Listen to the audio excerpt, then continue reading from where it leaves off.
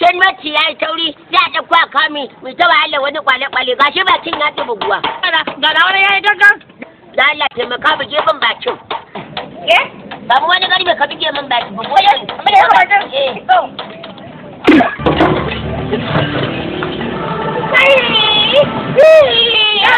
Ya buge.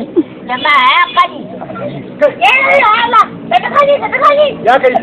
Me ne faru? Wallahi. Ai bai gini ba. Bai gini ba. Ya kai ne dole. Wata waje kuwa?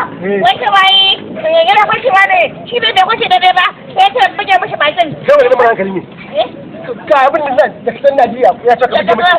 Ba abin da kiri bakin wannan notin ya ka buge masa. Yanzu kawai ku ja kai na asibiti kawai ba wani dogon magana. Sannu. Wallahi da lafiya ba sha guduman nan abin da. Ya wuri. Wallahi ba zan sha guduman nan abin da ba ku na ja kai na asibiti. Mara kunya kawai. Kake da kuna cikin arjina ba makaranta. Ya wuri. Ya wuri. Kawai daga taje ka buge bakin na. Maji kawai ka buge bakin na. An ce ka buge bakin noti. Ya wuri. Ya ka buge bakin maji sai ka kwamta min. Sai ka kwamta min a baki na. Ya wuri da Allah ya wuri. Ya wuri. Ya wuri. Ya wuri.